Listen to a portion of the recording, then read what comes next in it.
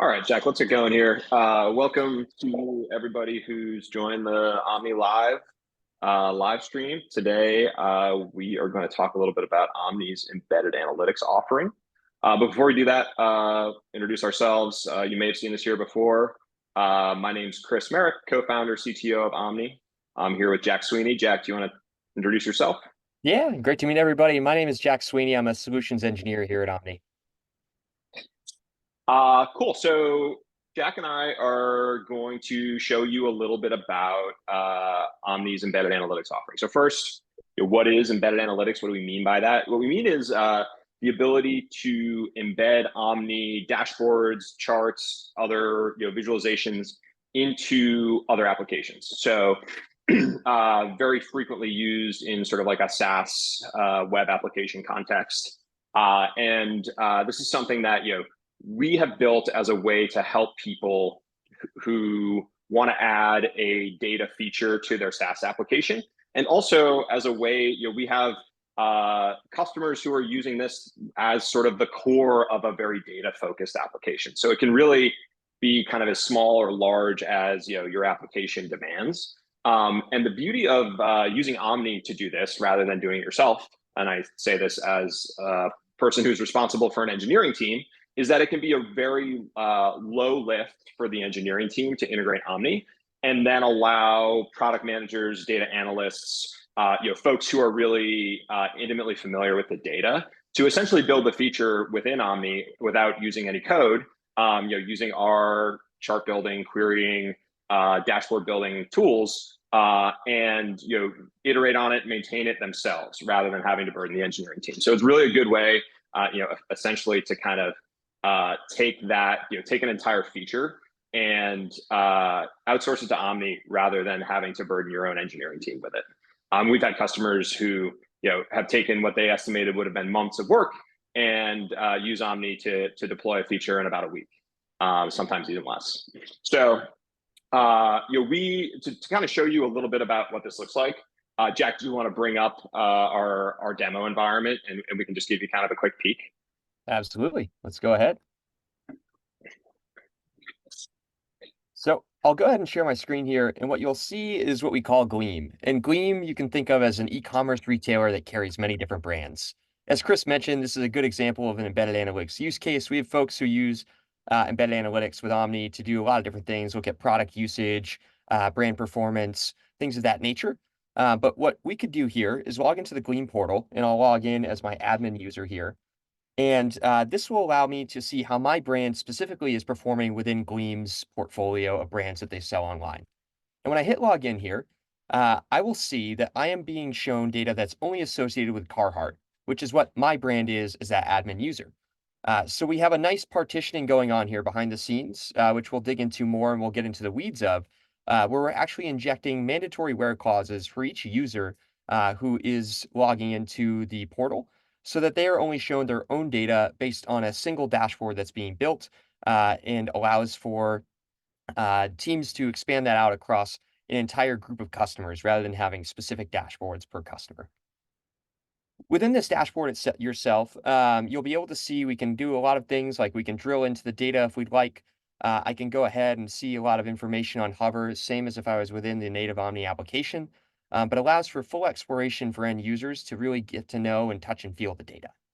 So within that, I can also do things like I could filter this down to California, and I could see the data that gets returned back to me will still be within that same Carhartt set, and provides just a nice ability to let folks really take the data into their own hands and self-serve my own analytics. Now, what you also see is a lot of custom styling that we've done here within Omni specifically, as well as within the embedded iframe. We'll dig into this a little bit more, but we do have some different visualization types that provide a lot of flexibility that make it nice and easy to make things designed exactly as you might want your app to mirror, as well as the ability to do things like pass through different CSS parameters to have things like fonts, background colors, shading, all the type of stuff that you might expect and want to have to customize the look and feel available within Omni for your application as well. Anything to add there, Chris?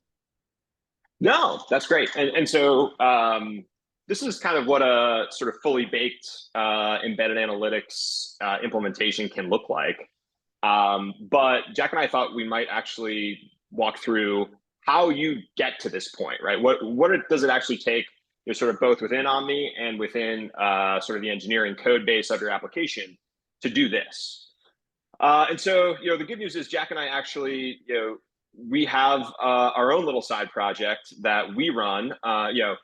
This is sort of our plan B in case, for retirement way down the line. We have our website called CatVids.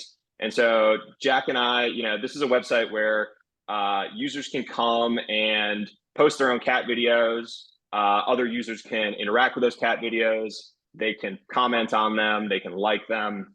And Jack and I were thinking about this. We said, what? It'd be really great if we let our cat content creators have some analytics about how their videos are performing. So started to do, and the good news is we're like product-y people. So we kind of started collecting this data from the very get-go, right? So we have a data pipeline, and we record all the interactions in the app into our Snowflake data warehouse. So we have all this data, but we need to actually get it back into the application to show our users. So we thought we could use our Omni Live session here to actually implement that. So the goal is going to be, in the next, let's say, 10 minutes or so.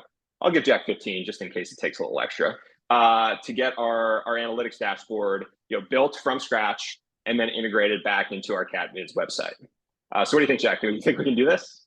Do it. All right. Cool. I'll flip over back to Omni. And what we have here is actually just a workbook right off the bat. Workbooks are where we can come in Omni to get started with a brand new analysis. We'll see that I've got, right now, I'm looking at my CatVids events data table. This is early days, as Chris mentioned, so we're still building out a lot of the different features and things we might be logging and collecting along the way. But if I go ahead and pull in some different columns here, I can see we've got a whole bunch of different events across the platform, upwards of 1 million. So we've had a lot of good usage so far, especially in the cat watching video or cat video watching department. We've got a timestamp kind of telling us a little bit about when these things happened, as well as some individual event IDs and user IDs so we can associate who might be actually interacting with these. Now, what we can do is we can very quickly pull together a couple different tiles and visualizations. We'll build that into a dashboard, and then as Chris mentioned, we'll put that back into the CatVids site. And what we'll do along the way there is we're actually going to take a quick sidetrack and pause just to show how we're going to implement that row level security so that one user can only see their own usage data. Our users are very concerned about others being able to see their own activity. We want to make sure that that is nice and private and secure and not being shown across users. So let's go ahead and get started here. I'll start by just clearing out this query that I initially looked at, and we're going to build out a couple things. The first is going to be just a simple visualization here where we're going to look at across every day. We're going to pivot on the event here, and we're going to look at just the count of events by type every day. So I'll flip over to the results pane here and switch to a chart just to see what we get from Omni here. Omni is going to automatically select a visualization type. Looks like we've got a line chart to start, which we can leave as is for now. And I'll go ahead and just rename this. And we'll just call this events by day. And I'm going to very quickly go ahead and actually duplicate this tab. And I'm going to make something similar, but in this sense, we're actually going to look at this in more of a data table. We have folks who might want to look at the aggregate trends here while also seeing their underlying activity data on a day-to-day. So I'll flip back to the results view, and I'm actually going to go ahead and remove the events column here. And I'll go ahead and add in a year, a quarter, a month, and a week, allowing us to have some different roll-ups here as well. And I'm going to slide this timestamp date column all the way to the right to get these nice and in the right order. Now, if I want to, I can flip over to the chart view, and I'll see that I'm automatically brought into the Omni's table visualization. And what I can do here is if I flip open the options pane, I'll see that I actually have the ability to do something called grouping dimensions. This will look very similar in a lot of ways to an Excel pivot table. So for example, I can open and collapse across these different time periods or any other dimensions that I might add to this data to see the individual row level detail or the aggregate subtotals for that. What we're actually going to do along the way here too is I'm going to go ahead in our styling, and I'm actually going to set our background colors to be fully transparent. So that way when we embed this back into the CatVids site, we get a table that blends in nicely with the background of what Chris has helped set up on the front end for CatVids. Great. So we've got our initial detail table, and I'll just call this maybe events by day detail. Let's build out a couple KPIs as well, just to make it nice and easy to have our key callouts by event for each person to know what they've been doing on a daily basis compared to the prior day. We like to think about our active users on a daily basis, more importantly than some other grains. So we really want to encourage that behavior and put some nice big numbers in front of them so they can know what's going on there. So I'll go ahead and add a new tab here, and I'll pop open that CatVids events table once again. And I'm going to go ahead and I'll filter the event to be on we'll start with just the playing of videos. So the most popular interaction there. I'll go ahead and hit update just to add that filter. And I'm going to add, as we mentioned, just a time grain, and we'll just see a count of events for each day. I'll go ahead and I'll just call this, maybe we'll call this like video plays KPI. And I'll flip over to the chart right after I sort this in a descending order. So I want to see how many have I watched today, what did I watch yesterday, etc. And when I go to our chart, we'll see Omni once again has selected a visualization for us, but I can actually go under options here and select a different visualization. We'll see we have a lot of choices here, a lot of the standard things you might expect, bar charts, line charts, area charts, and scatter plots as well. But we also have our KPI visualization. And this will make it very easy for us to go ahead and actually add in just a key call out for what folks might want to see. So for example, we'll start you out with a number in a period over period comparison, but I can go ahead and add in a spark line if I'd like. I could add a progress bar where I can maybe be tracking towards some goal of views that I might want to see every user hitting every day. I could add in text to help explain what might be going on there, or even an image, which will default to a little kitten, but could always be changed if we'd like. So I'll go ahead and I'll clear these out and just stick to our original number and period over period comparison. And I'm going to go ahead and update the title here on the right, just to say this is for video plays. Great. So let's go ahead and we'll make a couple more of these. And very quickly, I can go ahead and just duplicate this tab. And I can switch my filter from a play video, and we're going to switch this to the video comment. And I'll go ahead and I'll just update my tab name as well. So I'll just call this comments KPI.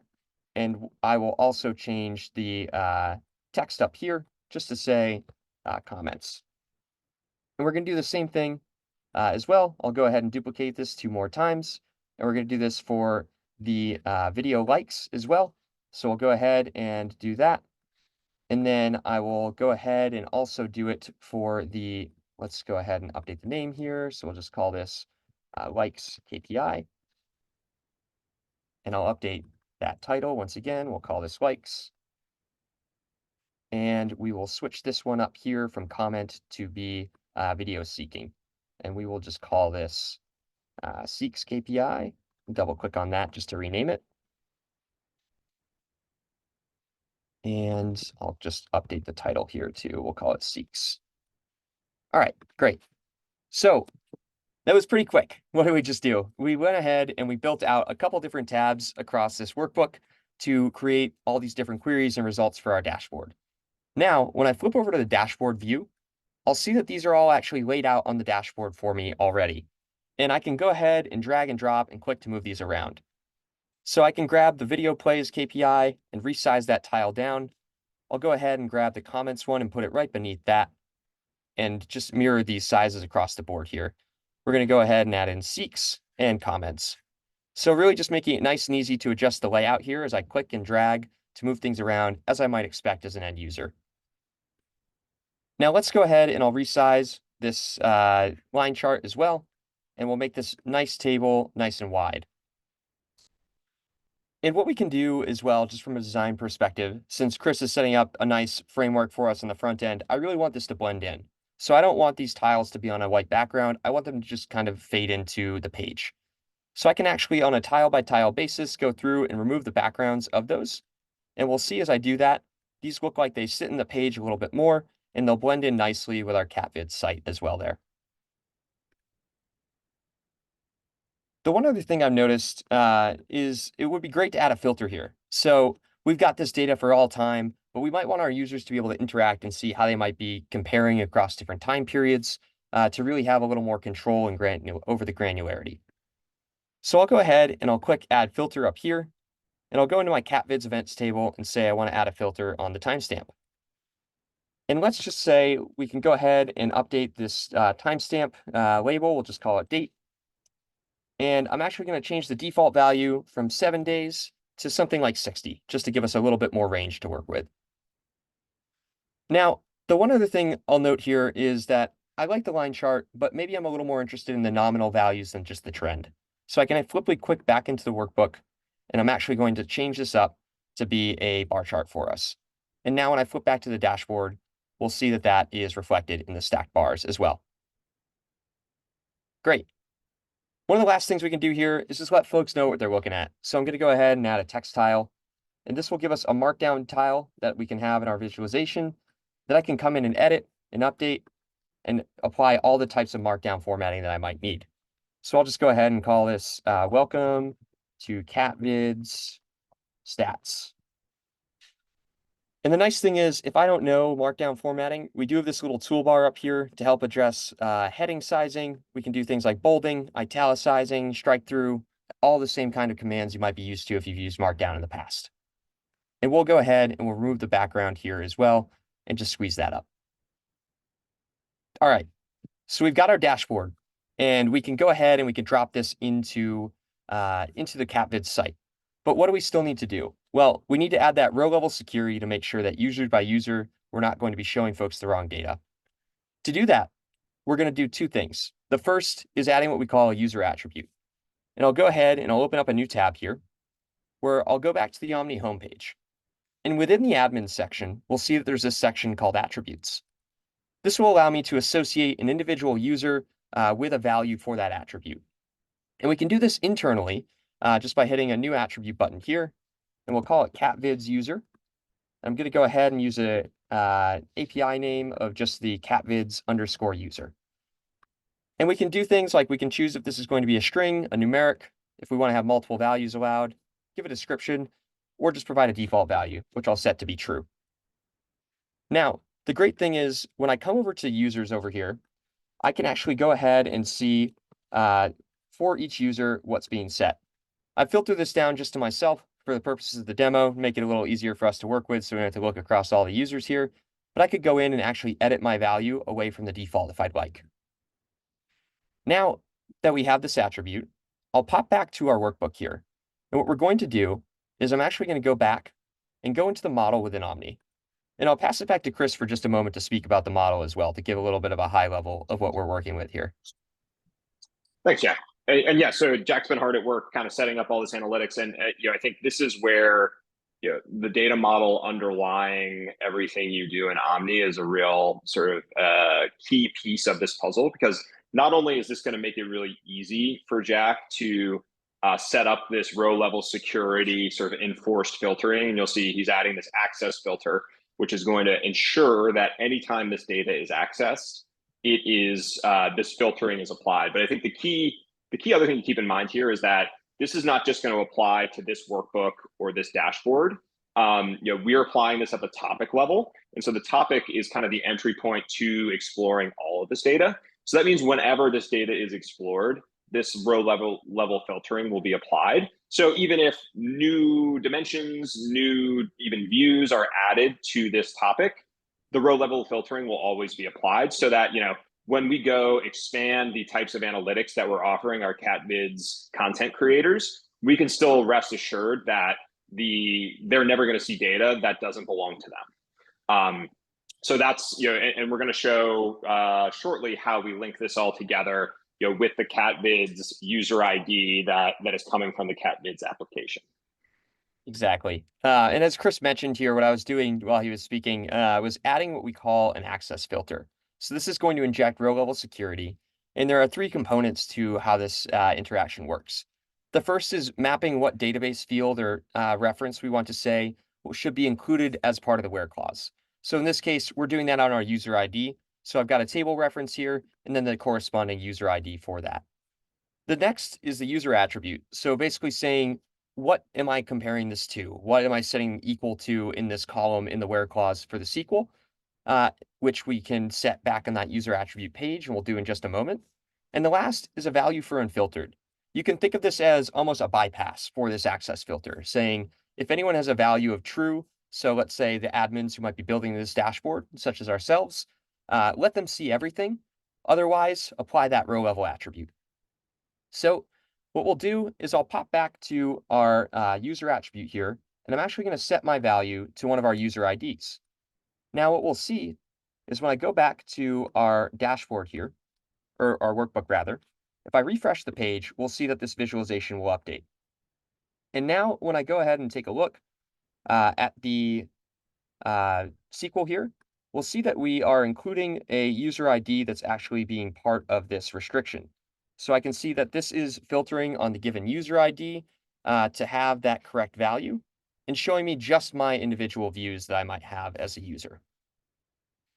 And we can see if I flip back to the dashboard view, this will be shown across the board for all of my stats, where I can see I actually don't even have any seeks, but I've got a few different items that have occurred here for when I've logged in, while I've viewed different videos.